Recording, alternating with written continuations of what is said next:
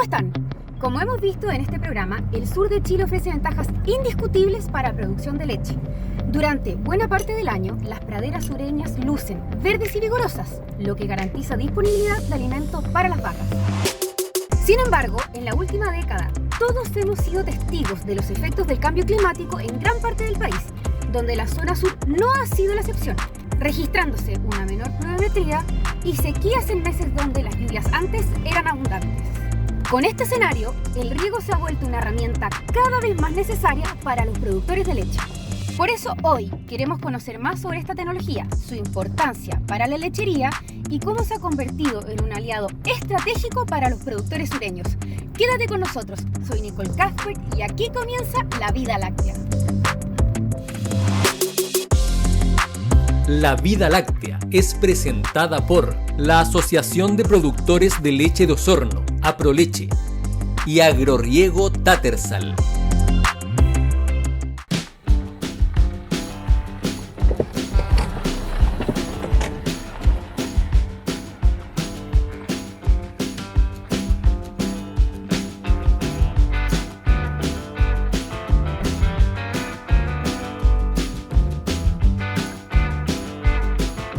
Estamos en el Fundo Cuyi, comuna de Purranque.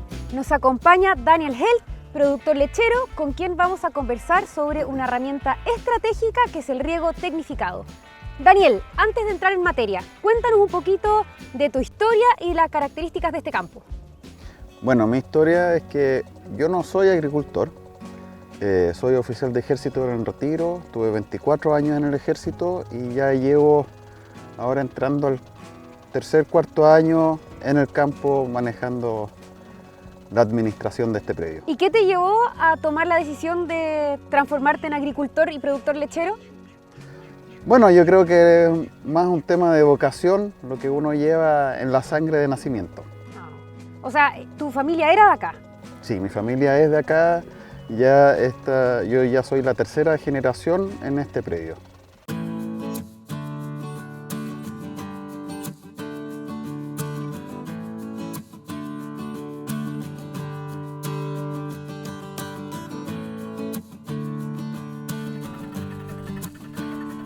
Daniel, y entrando en materia, ¿qué te llevó a tomar la decisión de implementar riego tecnificado?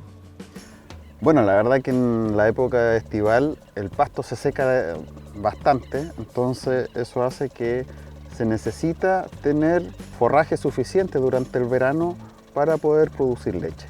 O sea, tú podrías decir que efectivamente los cambios climáticos que se han visto en esta zona han hecho que la decisión sea más importante, haya cobrado más sentido en este último tiempo. Bueno, eso se ve cada vez más, porque de acuerdo a los registros que llevamos acá en el campo, por ejemplo, en la última década ha ido de que esos promedios han bajado de 1.400 a 1.200 en pluviometría anual.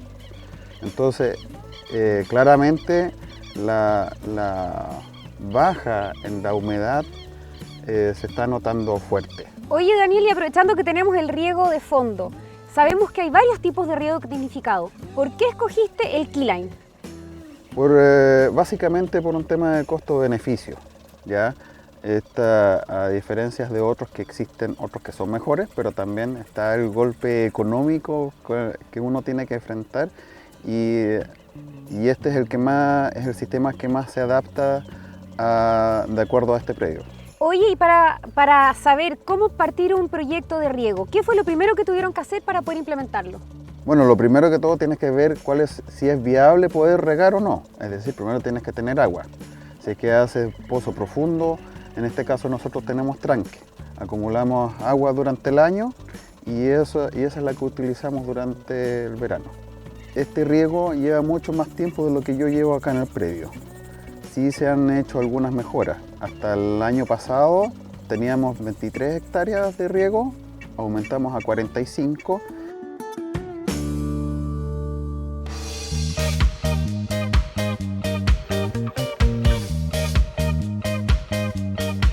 Bueno, ahora estamos en otro sector del campo que también tiene riego, pero tenemos la suerte de tener al rebaño de overo colorado de fondo.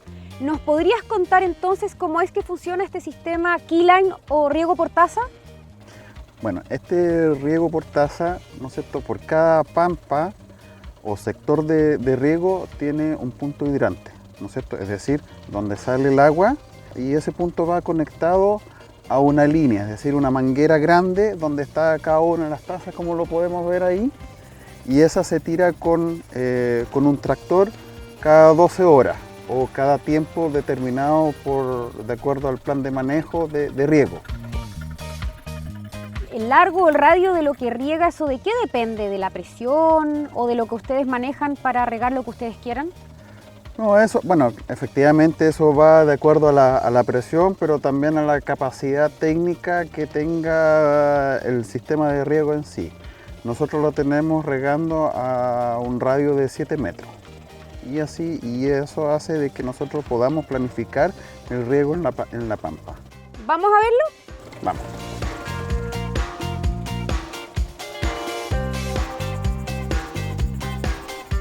Esta es la manguera.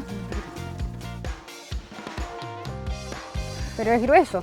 Sí. Permite un buen caudal, un buen flujo. Sí, permite. Esto se hace. ¿Ves? Como puedes ver, estamos justo en la mitad y se cruza un poco el riego de tal forma de que el riego sea efectivo. O sea, entre lo que riega uno y lo que riega el otro se cruza un poco. Se cruza un poco porque obviamente el riego es circular. Entonces, para que sea lo más homogéneo posible en la línea de riego, digamos. ¿Y qué beneficios concretos han visto ustedes a la hora de implementar este riego en el campo, en el potrero, en la pradera propiamente tal? El beneficio principal es una mejor producción de pasto. Para el productor lechero, lo más importante no es producir leche, sino que es producir el forraje, el pasto. Este pasto, al ser un pasto de buena calidad o buenas condiciones, hace que de por sí uno produzca buena leche.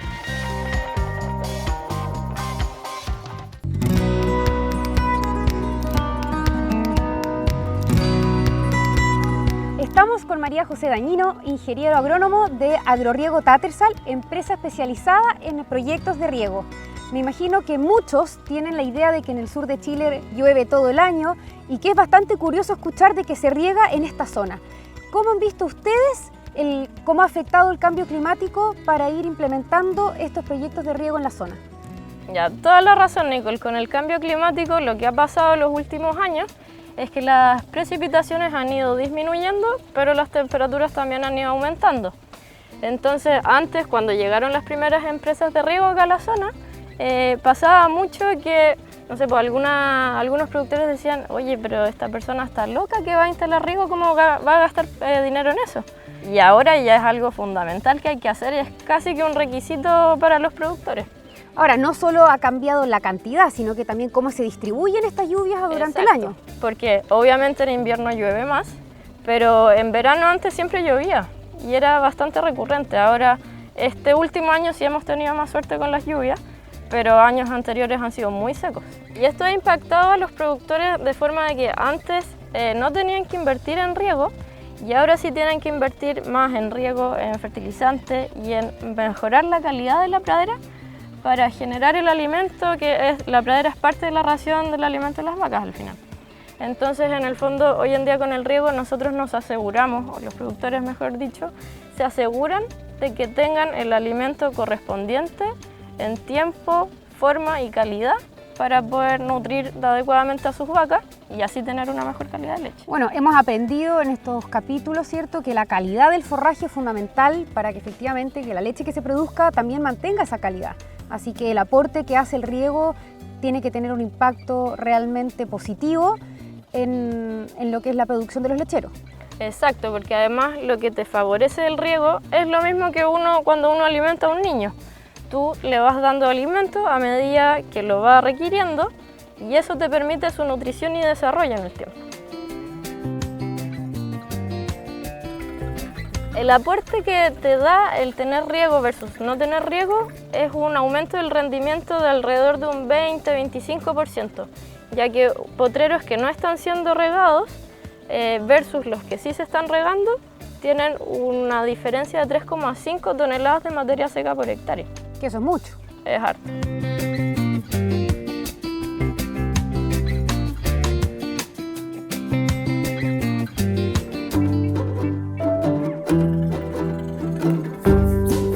María José, para que nuestro público aprenda, ¿nos puedes nombrar los tipos de riego que existen y por qué en este caso se escogió el que tenemos a nuestras espaldas?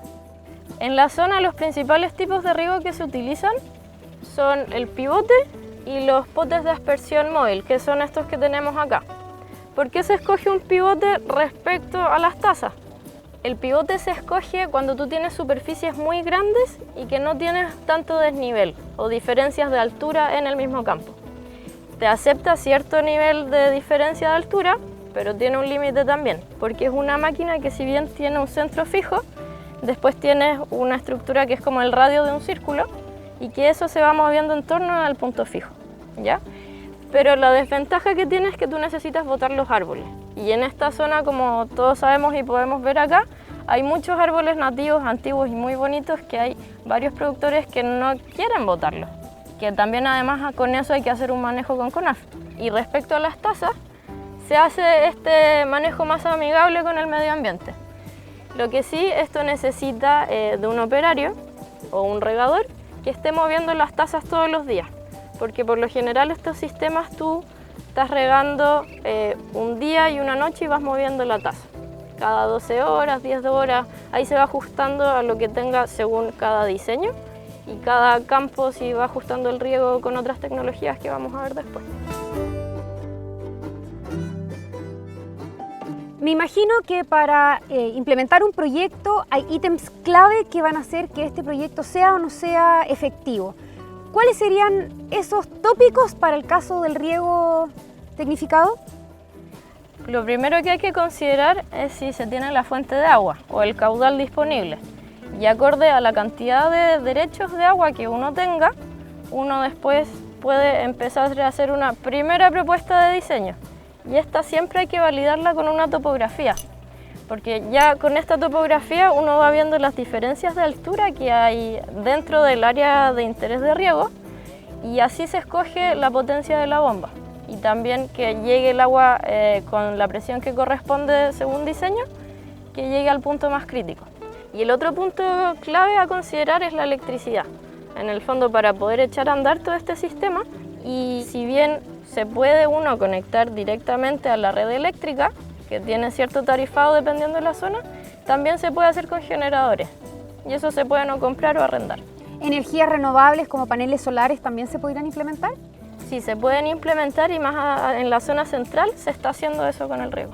Entonces, para resumir, son 3 puntos los que entendí. Exacto. Factibilidad de agua, topografía y electricidad. Exacto.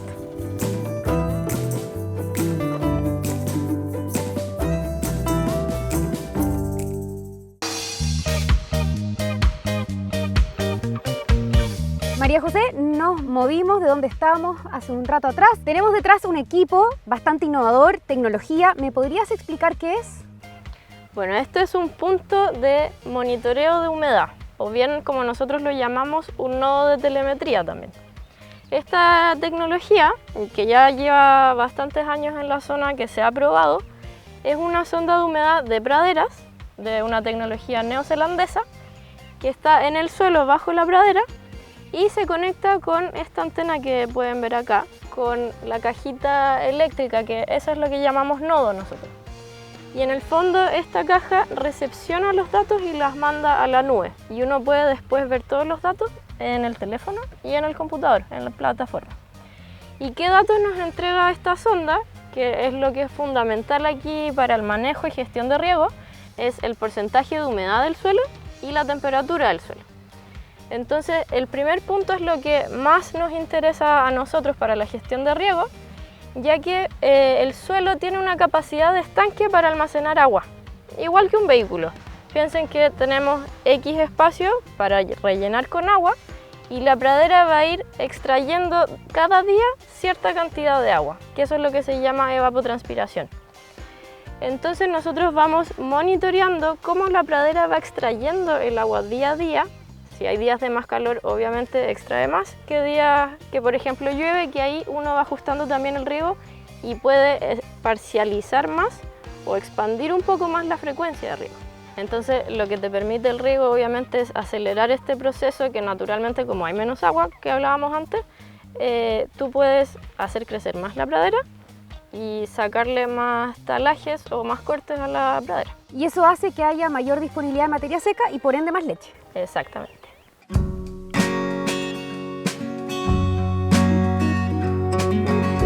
A nosotros nos interesa siempre que el pasto crezca, ¿ya?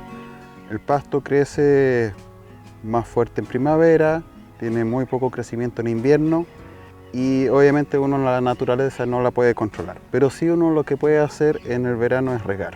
Como ya mostramos anteriormente, tenemos el sistema de riego, el K-Line, que tiene un potencial, digámoslo así, de eficiencia de riego de un 75%, ¿ya? Que es bastante bueno, hablando potencialmente, es decir, lo que yo puedo lograr, ¿ya? Entonces, ¿qué es lo que nosotros buscamos con este tipo de tecnología? Es que la cantidad de humedad que hay en el suelo sea la justa y necesaria para que el pasto crezca y no perdamos el agua porque se le exhibe, es decir, que pase más abajo de las raíces. Y eso se logra entonces a través de la incorporación de estas tecnologías. Exactamente. Entonces ahí uno sabe cuándo uno está regando demasiado o simplemente está faltando agua.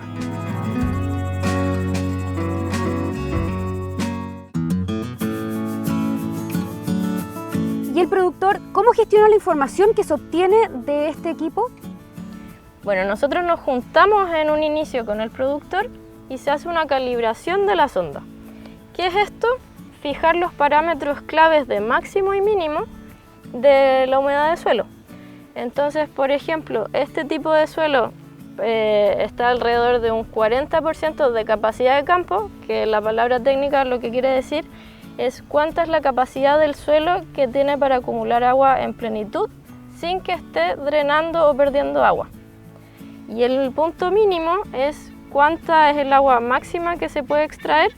Entonces uno puede fijar parámetros intermedios, que los llamamos puntos críticos, y desde ahí poder gestionar la frecuencia de riego. Entonces, por ejemplo, si Daniel o cualquier otro productor está regando cada 3 días, con esto va a poder ver que si esa humedad está ok o si es que está muy seco, va a tener que regar más seguido. Si es que está más húmedo, puede esperarse un poco más, aprovechar la humedad del suelo y después regar cuando lo necesite según los parámetros que se fijen. Entonces, por ese lado va el ahorro que se hace en agua y en electricidad. Ya, Nicole, mira, esta es la aplicación del celular, ¿no es cierto?, que está conectado con la torre de la sonda, ¿ya?, que envía los datos a través de internet y me entrega todo lo que es la humedad. Acá tenemos un eje donde muestra los días y acá el eje de la humedad, y ahí me va mostrando el gráfico de cómo se comporta la humedad en el suelo, así como van pasando los días. Me imagino que en algún minuto después te va a poder comparar con años anteriores quizás. Claro, esa es la idea. Ahora, nosotros esto como está recién implementado, no tengo nada que... Tanta información, no claro. tengo tanta información. Esto lleva solamente una semana acá, aproximadamente. Estrenando nuevecito de paquete. Así es.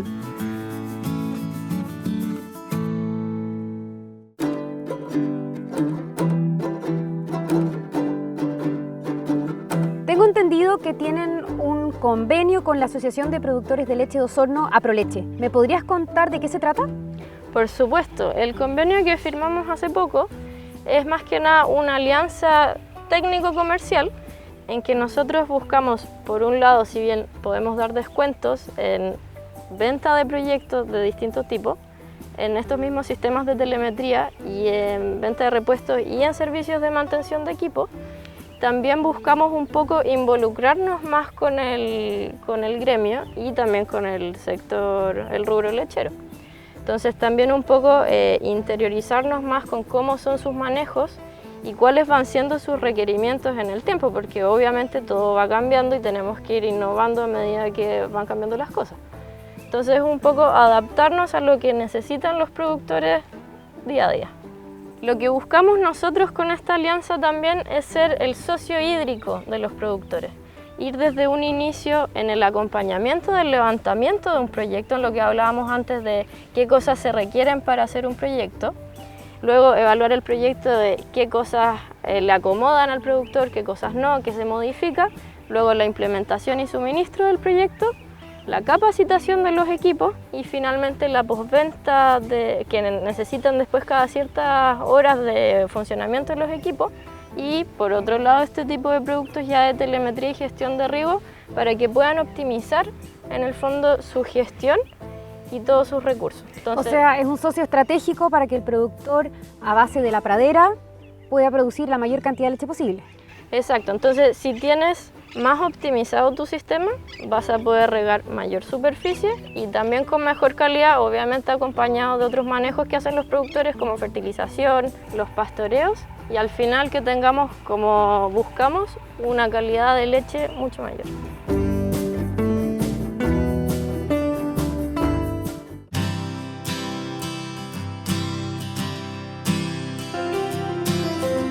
Daniel, el productor lechero es una persona que se tiene que ir adaptando constantemente a nuevas cosas. El cambio climático, la sustentabilidad, el bienestar animal.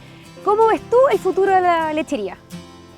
Bueno, el futuro de la lechería, primero que todo, la lechería es algo indispensable para nuestra sociedad, así que por ende la sustentabilidad, como dices tú, el cambio climático es un tema presente a diario en la lechería. Entonces todo eso va de la mano, ¿no es cierto?, de cómo uno se va adaptando en el día a día. ¿Ya? Existe una intensificación a diario cada vez mayor, pero sí es muy necesario porque obviamente sin la agricultura, sin la lechería no hay producción. No podemos abastecer a los supermercados, a la población para poder tener la leche. El manejar un predio agrícola, ¿no es cierto?, tiene ciencia y arte. La ciencia, ¿no es cierto?, es lo más sencillo porque cuando tienes el 1 más 1 son 2 y hasta ahí llega la ciencia. Es decir, tomas un bolo y ese bolo lo repartes en las vacas en el día y lo tienes súper claro. Pero la parte artística de la administración predial es la parte complicada, digamos, ese olfato de agricultor. La sutileza. La sutileza, ¿no es cierto? Que ahí es donde también está mucho de lo que entrega la experiencia.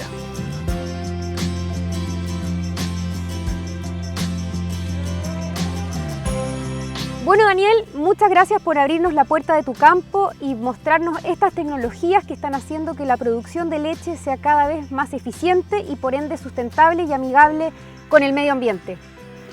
Bueno, no es nada, digamos, es un gusto tenerlos acá, poder mostrar para que las personas, sobre todo en la ciudad, sepan un poco de qué es lo que se trata esto, ya que nosotros somos los responsables de poder alimentar básicamente a la ciudadanía, en este caso con leche y leche de muy buena calidad.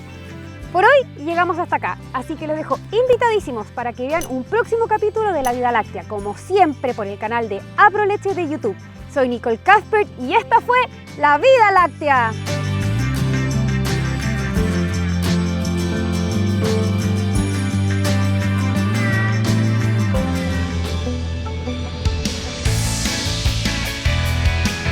La Vida Láctea fue presentada por la Asociación de Productores de Leche de Osorno, Aproleche, y Agroriego Tattersall.